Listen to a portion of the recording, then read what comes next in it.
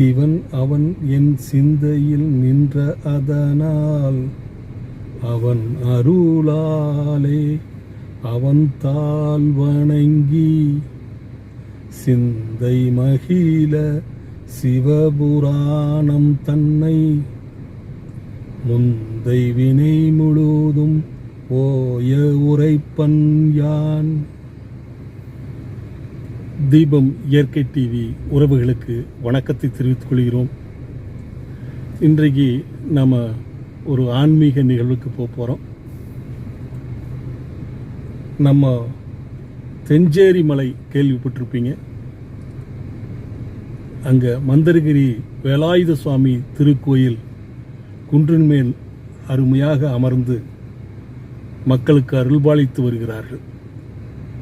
அந்த தெஞ்சேரி மலை அடிவாரத்திலே திருநாவுக்கரசர் மடம் ஒன்று இருக்கிறது. நாம் போக போக பேசிக்கலாம். அந்த மடத்தை மாரிமுத்து சுவாமிகள் அப்படிங்கிறவரை உருவாக்கினார். அது எப்படி உருவாக்கினார்? ஒவ்வொரு இடத்துலையுமே போய் பிச்சை எடுத்து அந்த மாரிமுத்து பரதேசி சுவாமிகள் அந்த திருமடத்தை உருவாக்கி இன்று நல்லபடியாக அங்கு ஆன்மீக பணியும் தெய்வீக பணியும் பொதுப்பணியும் நடந்து கொண்டிருக்கிறது.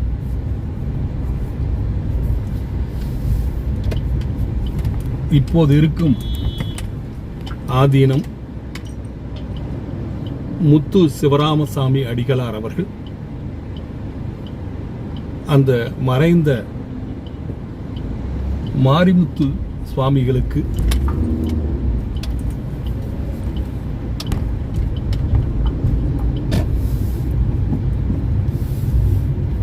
ஒரு கோயில் அமைத்து அந்த கோவிலிலே அனுதினமும் பூஜைகள் செய்து சிவலிங்கம் அமைத்து கொண்டாடி வந்து கொண்டிருக்கிறார். தற்போது அந்த கோயிலை புனரமைத்து பல சிறப்பு அம்சங்களோடு கும்பாபிஷேகம் நடைபெற உள்ளது. அந்த கும்பாபிஷேக நிகழ்ச்சிக்கு நாம் சென்று பார்க்க போகிறோம். அந்த கும்பாபிஷேக நிகழ்ச்சி வர்ற புதன்கிழமை அன்னைக்கு காலையில் நடைபெற உள்ளது. அதுக்கு முன்னாடியே வேள்விகள் துவங்கி இறைவனுக்கு பிரதிஷ்டை செய்து மருந்து சாத்தும் நிகழ்ச்சி, இன்றைக்கு முற்றோதல் நிகழ்ச்சி மிகச் சிறப்பாக நடைபெறுகிறது.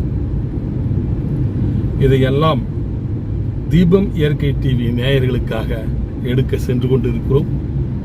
வாருங்கள், தெஞ்சேரி மலையையும் அதை சுற்றியுள்ள பகுதியையும் அங்கு வருகை தரும் பக்தர்களையும் அந்த சிறப்புமிக்க கோயில்களையும் கோயில்களில் புதிதாக புனரமைக்கப்பட்டு புதிதாக பிரதிஷ்டை செய்யும்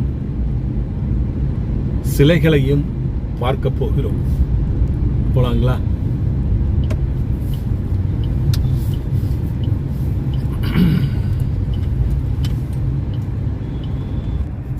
நமது கலாச்சாரத்தையும் பண்பாட்டையும் சரித்திரம் காலம் தொட்டே மிகச் சிறப்பாக பராமரித்து மக்களுக்கு எடுத்து சொல்லிக் கொண்டிருக்கிறது நமது ஆன்மீக திருக்கோயில்கள், ஆதீனங்கள். பொதுவாக தனி மனிதனாக வாழ்ந்து இறைவனை வணங்கி செல்வது வேறு, இறைவனுக்காக ஒரு ஆதீனத்தை அமைத்து அதிலே அனுதினமும் பூஜைகள் செய்து மக்களுக்கு நல்ல கருத்துக்களை எடுத்துச் சொல்லி கலாச்சாரம் பண்பாடுகளோடு அந்த மக்களை வளர்த்து கொண்டு வருவது ஆதீனங்களால் தான் முடியும். அதுவும் கோவைக்கே, கொங்கு நாட்டிற்கே சிறப்பு மிக்க பேரூர் ஆதீனம், சிரவை ஆதீனம், தெஞ்சேரி மலையில் இருக்கிற முத்து சிவராமசாமி அடிகளார் ஆதீனம், இவ்வளவு சிறப்புமிக்க ஆதீனங்களை நடத்தி வரும் அந்த திருக்கோயில்கள்தான் நம் அனைவருக்குமே தெய்வ கடாட்சத்தை கொடுக்க வல்லமை பெற்றவை. உண்மையாலுமே தீபம் இயற்கை டிவி நேயர்களே, உங்களுடைய ஆதரவோடு தற்போது நமது தீபம் இயற்கை டிவியில் 1761 சப்ஸ்கிரைபர்கள் வந்துவிட்டார்கள். உங்களுடைய பேராதரவு இருப்பதால் தான் தொடர்ந்து நான் இதுபோல வீடியோக்களை போட்டுக்கொண்டே இருக்கிறேன். ஏதோ நம்மளால் முடிஞ்ச சேவையை, நல்ல விஷயங்களை 4 பேர்த்துக்கு எடுத்து சொல்லணுங்கிற நோக்கத்துக்காகத்தான் இந்த யூடியூப் சேனல் ஆரம்பித்து செஞ்சுட்டு வர்றேன். அது மட்டும் இல்லை, ஒவ்வொருத்தரோட திறமையை வெளிக்கொண்டு வரணுங்கிறது என்னுடைய நோக்கம். பொதுவாக நீங்களே பார்த்தீங்கன்னா, இது என்ன வயசாகிட்டு இவர் இவ்வளோ தூரம் வீடியோ எடுக்கிறாரு நிறைய பேர் சொன்னாங்க. ஆனால் இப்போ நிறைய பேர் பார்க்க ஆரம்பிச்சிட்டாங்க. ஏன்னா அந்த நுணுக்கங்கள், அந்த திறமை, கேமரா எப்படி வைக்கிறது, எப்படி எடுக்கிறது, பேசுறது, இதெல்லாமே இருக்கிறதுனால தான் நம்ம இதை செய்ய முடியுது. எப்படி இவர் தொழிலையும் பார்த்துட்டு இதெல்லாம் எப்படி செய்கிறீங்கன்னு சில பேர் கேட்டாங்க. நீங்களாம் நினைக்கலாம் இப்போது நான் இது காரை நிறுத்திட்டு தான் எடுக்கிறேன்னு சொல்லி. இல்லை, உண்மையாலுமே கார் போயிட்டுருக்கு செஞ்சேரி மலையை நோக்கி. என் மனசில் இருக்கிறது உங்கள் கூட பகிர்ந்துக்கிறேன், அவ்வளோதான். ஏன்னா நாம் என்ன பண்ணுறோங்கிறது முக்கியமல்ல, எப்படி காட்டுறோம் அப்படிங்கிறது தான் முக்கியம். திறமை இறைவன் ஒவ்வொருத்தருக்கும் ஒரு திறமை கொடுத்துருக்கான். அந்த திறமையை வெளிக்கொண்டு வரணும், 4 பேர்த்துக்கு உபயோகமாக இருக்கணும். மற்றவங்க என்ன சொல்கிறாங்க, எப்படி நினைக்கிறாங்க அப்படிங்கிறதெல்லாம் நீங்கள் ஒரி பண்ணிக்க வேணுங்கிற அவசியம் இல்லை. எனக்கு பிடிச்சது நான் செஞ்சிட்ருக்கிறேன், அவ்வளோதான். சரி, நாம் இனி செஞ்சேரி மலையில் போய் அந்த திருநாவுக்கரசர் மடத்தில் ஆதீனம் முத்து சிவராமசாமி அடிகளார் அவர்களிடம் இன்று நடக்கும் நிகழ்வுகளை பற்றி தெரிந்து கொண்டு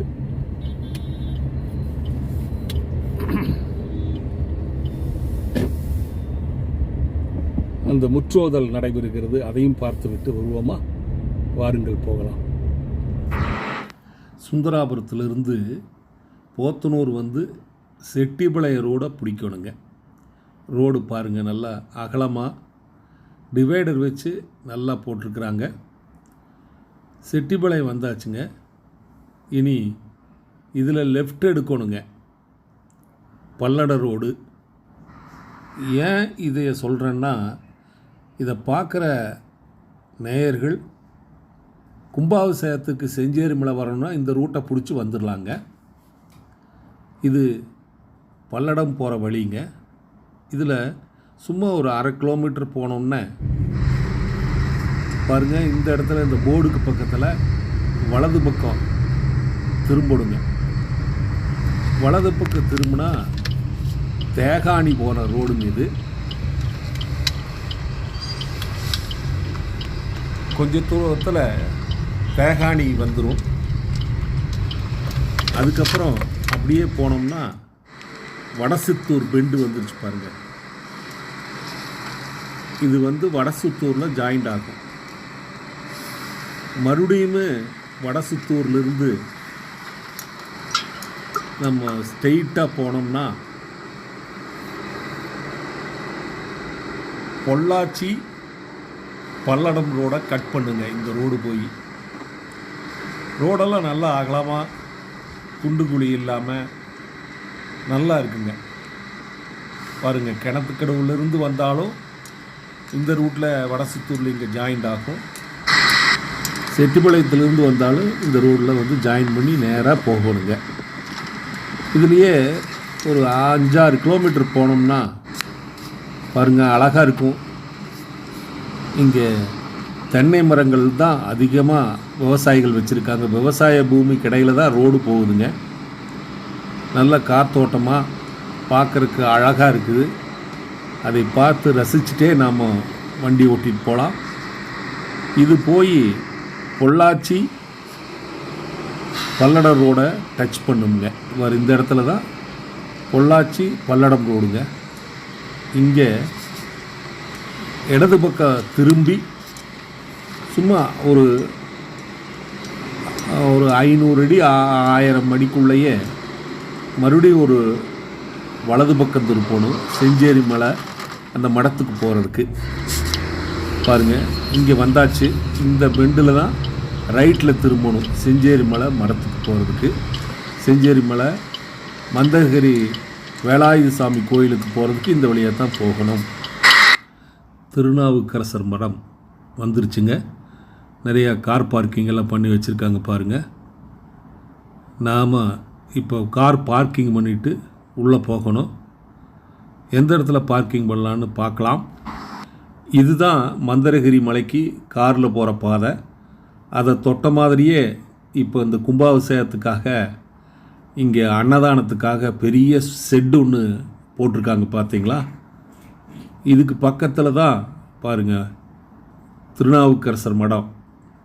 இந்த மடத்தில் தான் இப்போ நாம் போய் பார்க்க போகிறோம். வாங்க போகலாம். அந்த கோபுரத்தை பார்க்கலாம். இதுதான் மந்தரகிரி மலை. அதுக்கு பக்கத்திலே பாருங்கள் இந்த கோபுரம் வெள்ளையாக தெரியுது பாருங்கள். இதுதான் புதிதாக கட்டப்பட்ட திருக்கோயில். இந்த கோயிலில் தான் புதன்கிழமை கும்பாபிஷேகம். இப்போது நம்ம மடத்துக்குள்ளே போகலாம். திருநாவுக்கரசர் மடத்துக்குள்ளே அங்கே முற்றோதல் நடந்துட்டுருக்கு.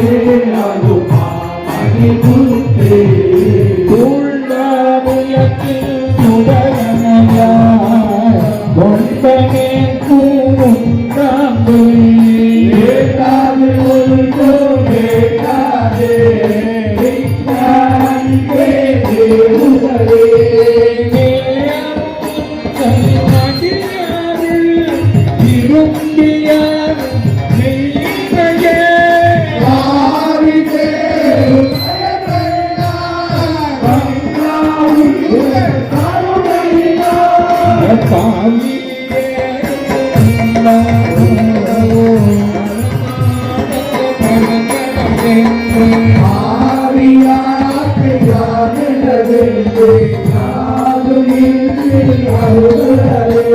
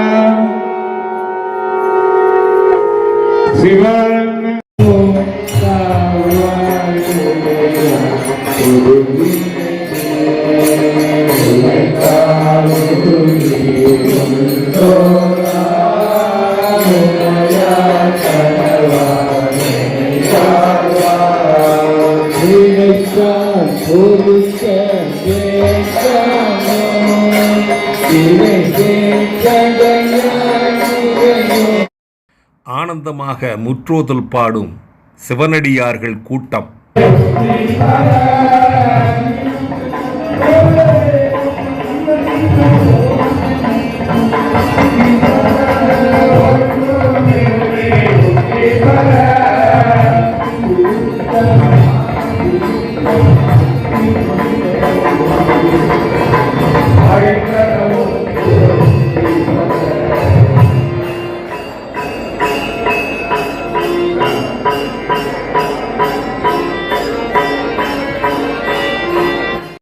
இந்த முற்றோதல் பாடல்களை லைவாக தீபம் இயற்கை டிவியில் பார்க்கலாம்.